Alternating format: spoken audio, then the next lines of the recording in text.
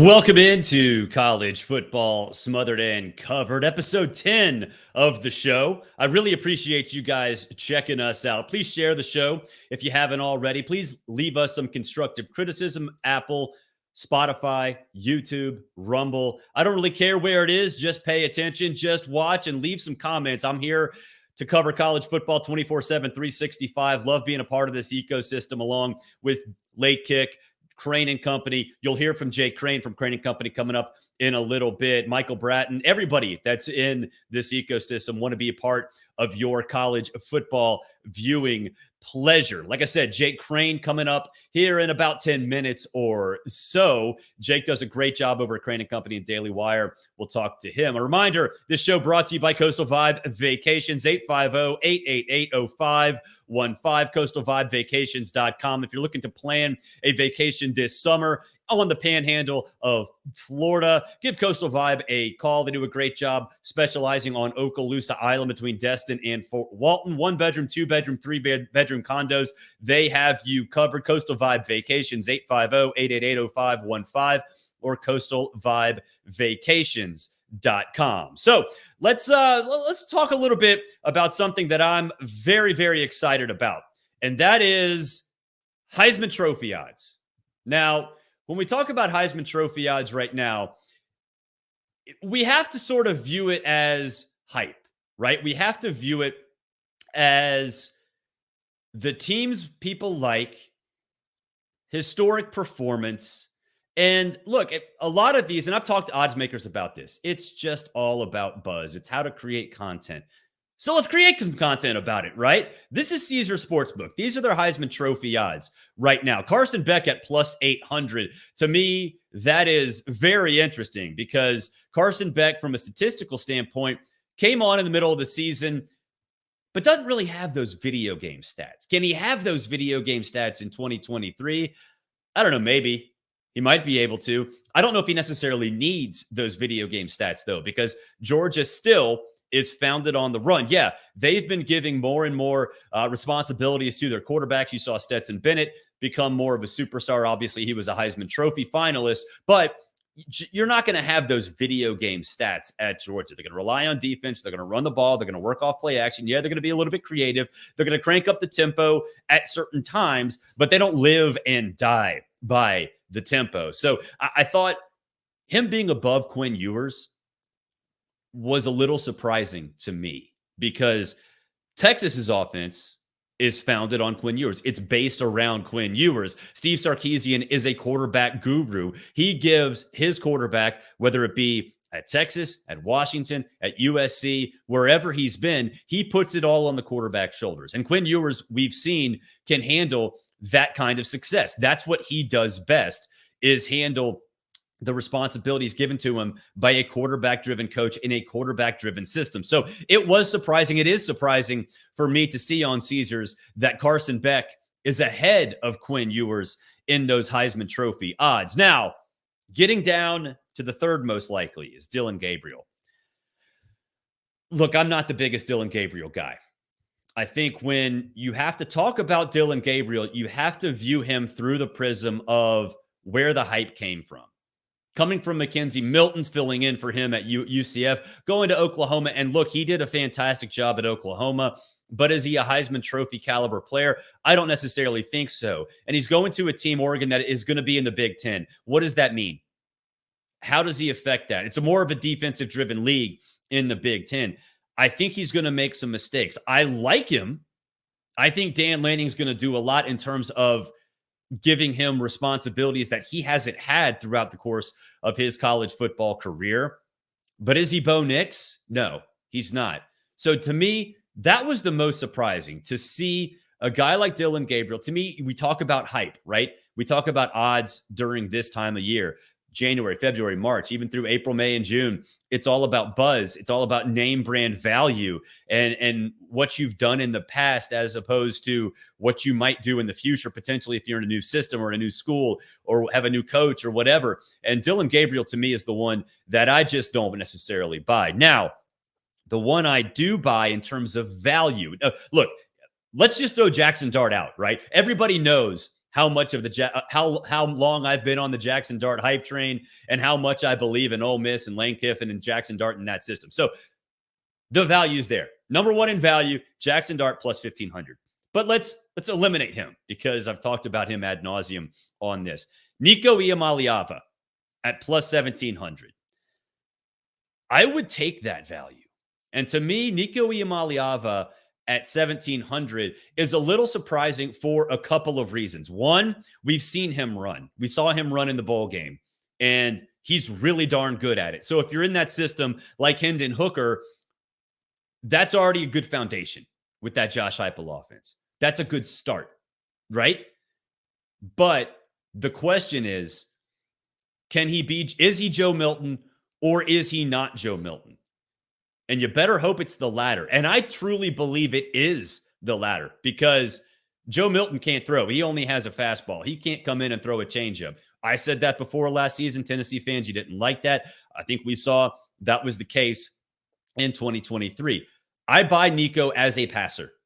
Enough of a passer, right? I'm not saying he's going to win the Heisman Trophy, but at plus 1,700, I absolutely buy the value because I do think from a passing standpoint, he is closer to Hendon Hooker than he is to Joe Milton. I think that's where he will be. All right.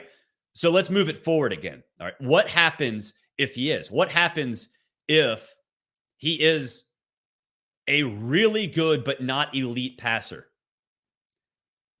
Then Tennessee might make the playoff. Tennessee might make the playoff if Nico is closer to Hendon than Joe Milton as a passer because we know he can run. We know he can run. So when is the Heisman Trophy? What matters in terms of voting for the Heisman Trophy? What you did in the regular season plus a conference championship game, potentially, right? So if Tennessee doesn't go to a conference championship game, is that still enough? Yeah, I think it is for him to at least get to New York. You know he's going to have the stats. You know he's in a system that works wonders in terms of giving quarterbacks buzz, getting them attention. So if Tennessee is good enough to make the playoff without going to a conference championship game, or even if they're not, let's just say Tennessee's 9-3. All right. It's probably not going to make the playoff at 9-3. Maybe you do, probably not. But if Tennessee's 9-3 and Nico puts up 4,500 total yards, and I'm talking about maybe 3,500 and 1,000 or 4,500, whatever it is, right? If he puts up that if he's in that ballpark, right? I think he's got a good chance of getting to New York. Maybe not as a top 3, but if they go to 5 or 6 based on where the natural line of delineation is, okay, great. So if you're talking about him as a New York caliber player, as a Heisman Trophy caliber player, to at least be in the discussion, did you take him at 1,700? I definitely would over Noah Fafita, Jalen Milroe, Will Howard. You know how much I don't like Will Howard. That is insane that he's plus 1,200, but that's neither here nor there. If you want to know my feelings on Will Howard, go watch like every other show that we've done in the short history of college football smothered and covered. You will see my thoughts on him. Garrett Nussmeier, plus 1,200. Absolutely, I would take Nico Iamaleava over Garrett Nussmeier. We already talked about Dillon Gabriel. So if you're talking right now about the value, it's Nico. It's Nico. So I think that is it. And I don't necessarily love talking about odds in the offseason, especially in February, because like I said, they are more built on buzz, more built on hype, more built on drawing attention. And that's fine. But when I saw the Caesars Heisman Trophy odds come out, I was like, that's why we're talking about. I was like, dang, this is interesting. This is not what I thought it would be. And it goes back to something that I think I was asked about this on a radio show, and it is true. Where are the quarterbacks this year?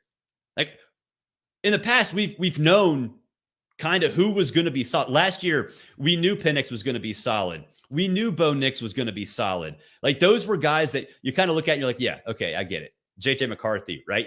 You know kind of who the superstars are going to be.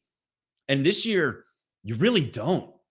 I mean, you know Carson Beck and Quinn Ewers, but it's sort of a mysterious year in terms of quarterbacks. So it's going to be fascinating to see how this whole thing works out. And Heisman Trophy odds, we'll see how they move, because I do think after spring practice, you might see some of these guys, not saying who, but you might see some of these guys moving around to different locations, which could vastly change how they're viewed in the eyes of Las Vegas.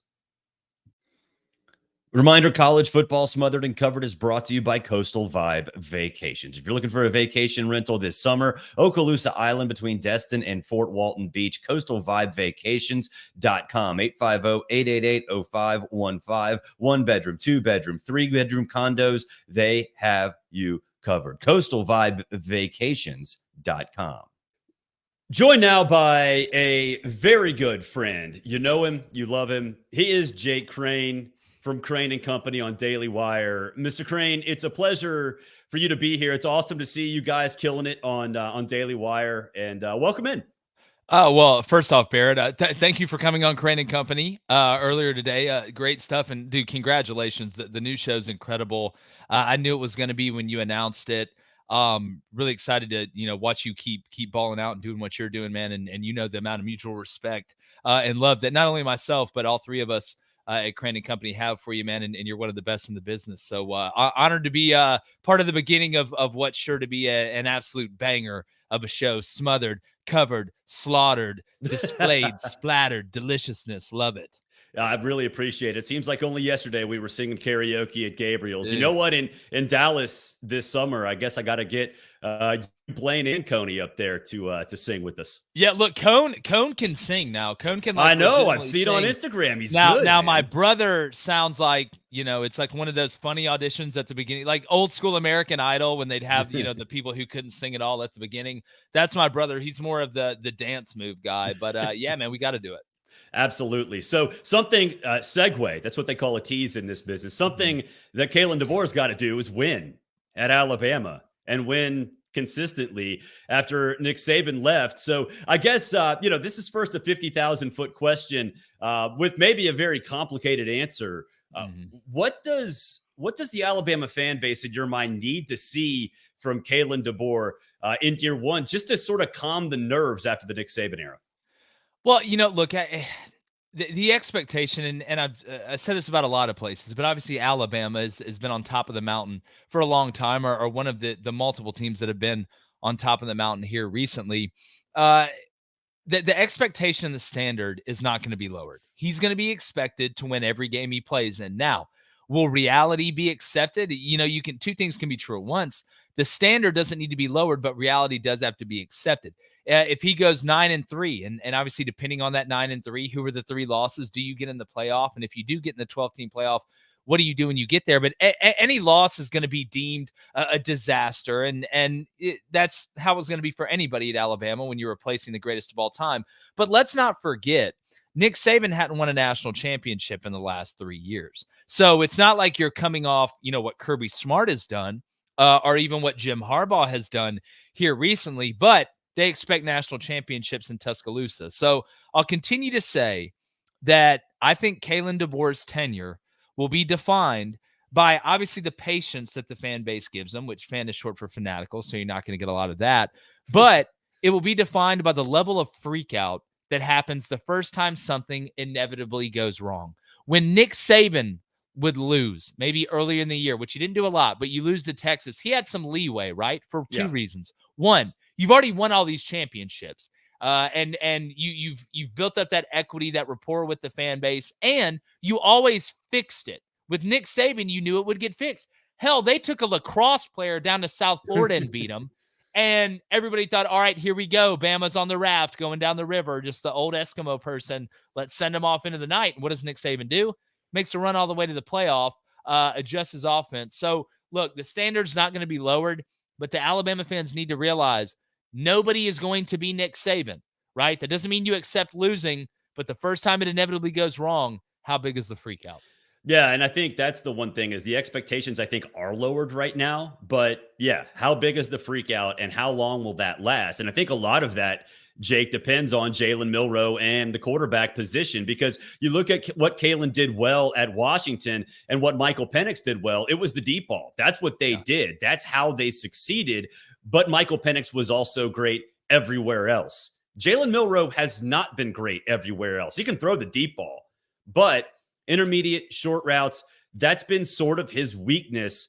What do you make? Do you think Jalen Milroe not only can succeed in this system, but just beat out Austin Mack for the starting quarterback job? Yeah, look, it's a fascinating conversation. And to go back just to what you said at first, I think it's a lot easier when we're sitting here in February for fans of teams to say, you know what, maybe the expectation could get lowered. Well, let me check in on your ass in November and see how it's going when we're during the year, when you care more than you do right now. Even though a lot of people care the same all the way through the year, I think there's, like Meek Mill said, man, there's levels to it.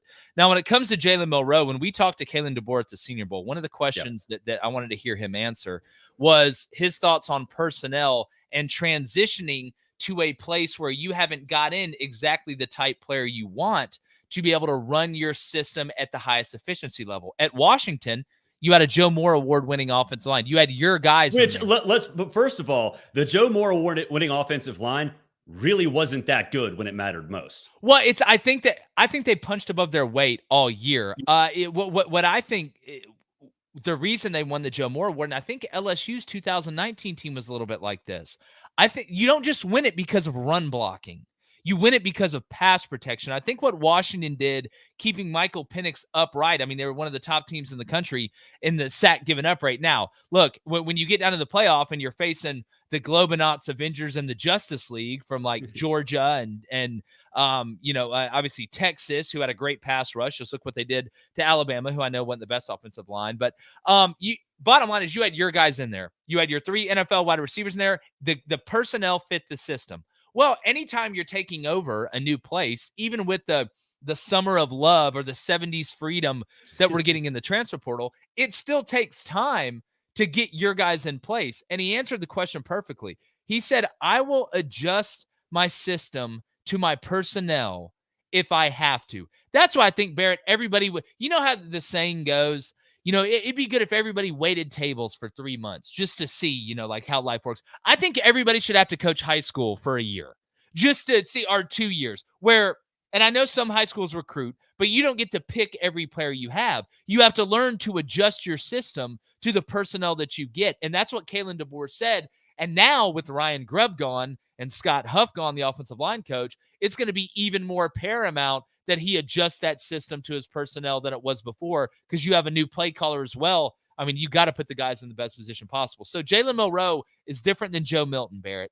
Joe Milton could only throw the fastball. He was a closer. I come in, I throw 102 miles per hour. I face 3 batters. That's it. You're not going 6 innings with Joe Milton. He can't make the routine throws routine. You can't put touch into somebody.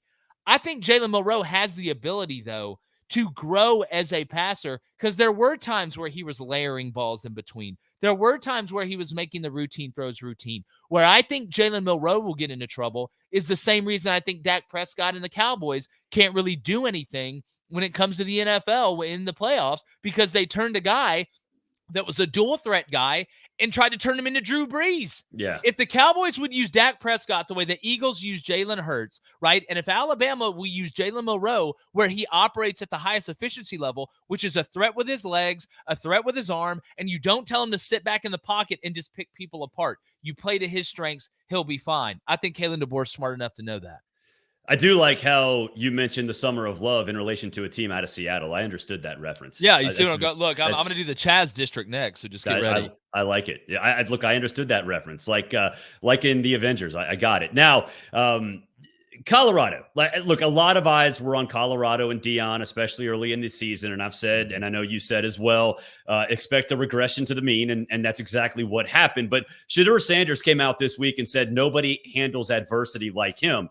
I believe him, because he didn't have anybody blocking for him last year at Colorado and still seemed to survive, much less become an effective passer. With Deion and Shedeur this year and Colorado going to the Big 12, I'm not going to say are they contend, because they're not going to contend. But can they make a bowl game? Look, I think they can. I don't think people realize how deficient they were up front, really on both sides of the ball last year. And that's just a world. Look, man, you can't be a buffet and just serve sides, dog. Like, you got to have steak. You got to have chicken. You got to have burgers or hot dogs or something. I mean, Colorado was out there trying to play 7-on-7. That's what they were trying to do and find ways to manipulate that offensive line to be able to just have them hold up. And you see them getting guys like Jordan Seaton and what they've added through the transfer portal. I think Colorado will be better. When it comes to Shedeur Sanders, look, I got a lot of respect for Shedeur.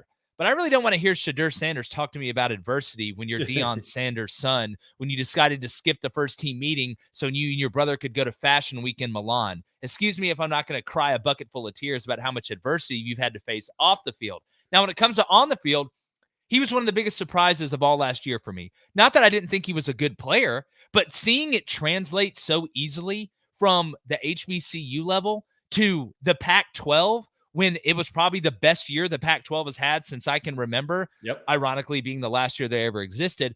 But going into the Big 12, I think it fits their style of play a little bit more. And you bring back Travis Hunter. You bring back a lot of weapons, including your quarterback. I think Colorado will be better. I think a bowl game is probable. I would even put it as probable. But to say they're going to contend, I'm going to tell you who's going to win the Big 12 right now. And I typically don't do predictions this early, but it's going to be hard as hell for me not to pick Utah to win the Big 12. Yeah, I tend to agree. And, I think back when they moved to the Pac-12, we had Kyle Whittingham on multiple times, and he said they weren't ready from a personnel perspective for 2 or 3 years. But now they are. Now that identity is set, they're in a Power 5, they're moving to the Big 12, which, I mean, by and large is pretty comparable to what the Pac-12 did become from a personnel perspective. So I wouldn't doubt that one bit. Although I'm not saying UCF is going to win it. I'm excited to see what Gus can do at UCF, not just this year, but moving forward, because I think that's a sleeping giant. Speaking of the state of Florida State, I thought Florida State would make the playoff before the season really had Jordan Travis not got hurt. They would have. But that was because they had continuity, right? You had a bunch of players like Jared Verse and some of these guys come back and say unfinished business. That's a lot like what happened with Clemson back in 2018, a lot what happened with Georgia in 2021. So that mindset is there, but all those players are gone. So I'm not going to ask about Florida State contending this year because we don't know. But because of that player turnover, do you buy Mike Norvell and Florida State as a consistent contender for the college football playoff in the new look ACC, which, let's be honest, the only team that scares me out of those three joining is SMU. But this is Florida State's conference, or it could be. Do you buy them becoming the juggernaut they were back in the early 2010s? Well, I mean, it's Barrett, do I believe in Mike Norvell? Yes. Do I think that Florida State already went undefeated with, in all actuality, a bunch of transfers? If we're going to be honest, yeah, I thought it was one of the most impressive things that Mike Norvell did was being able to bring transfers in, kind of flip the roster, and then go out there and compete at a high level and have that cohesion, similar to what we've seen with some teams around the country. I mean, you look at what Ole Miss is doing as well. But it's, if we're going to talk about a team that's going to perennially make the playoffs as long as Mike Norvell is there, I think so. I don't think Jordan Travis gets enough credit for as good of a quarterback as he was. But let's make no mistake, when Florida State gets cooking, they can get as hot as anybody. I mean, that's a brand that even today, right? Even through, I mean, they won a national championship with Jameis in 2013. It's not like it's so far removed from everybody's minds, like Nebraska, where kids are like, well, I don't remember watching Stunkhauser and Steinkooler, in the 90s. That's like us remembering that Vandy was good. That's exactly right. Yeah, like it's again, the kids nowadays, Florida State is still a hot brand. It's a sexy brand, right? In the days of NIL, Florida State can get going as much as anybody. Now you look at facility upgrades and things like that.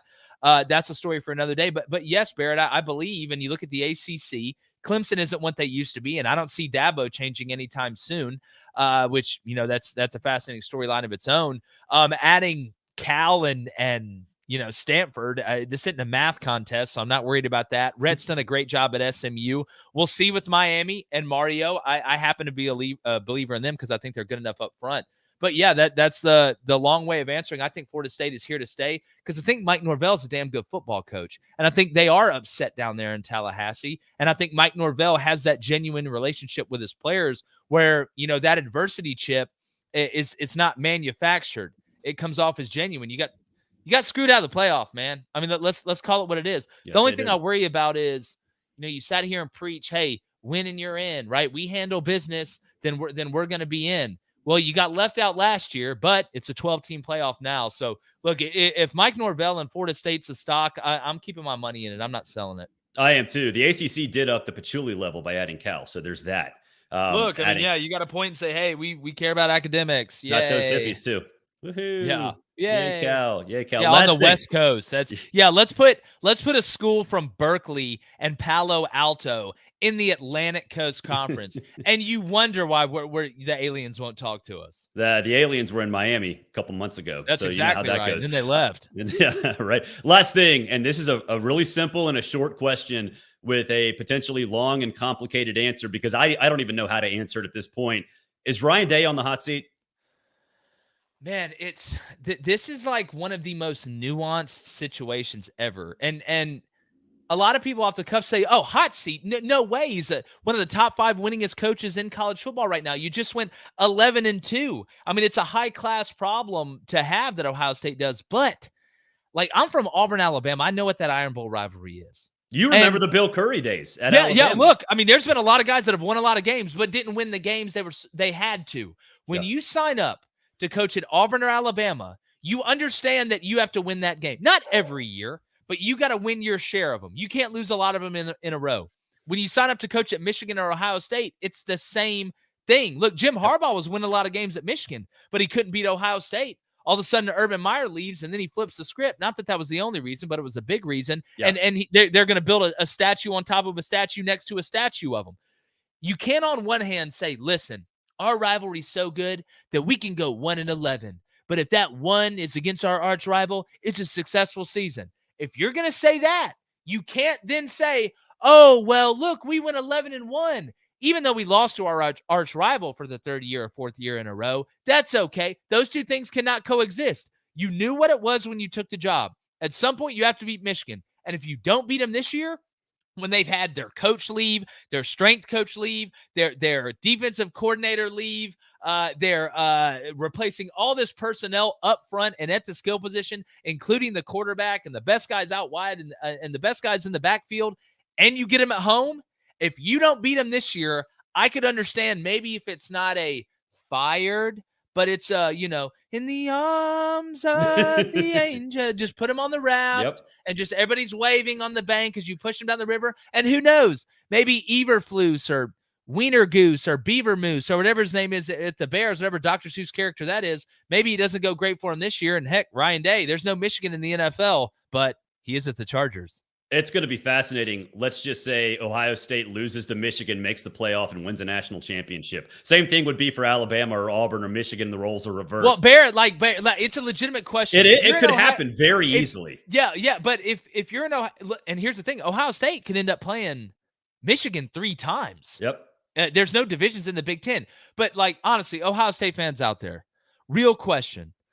Would you rather, with all the circumstances being what they are this year, would you rather lose to Michigan and then win the national championship, only play them once, lose to Michigan and win the national championship, or beat Michigan and not win the national championship but make the playoff? I wonder which one they choose. I want to see y'all say y'all's rivalry's the best. That's all I hear about. Oh, it's the game. Oh, it's the game. I know which one Auburn fans and Alabama fans would choose. Yeah. Which ones would y'all?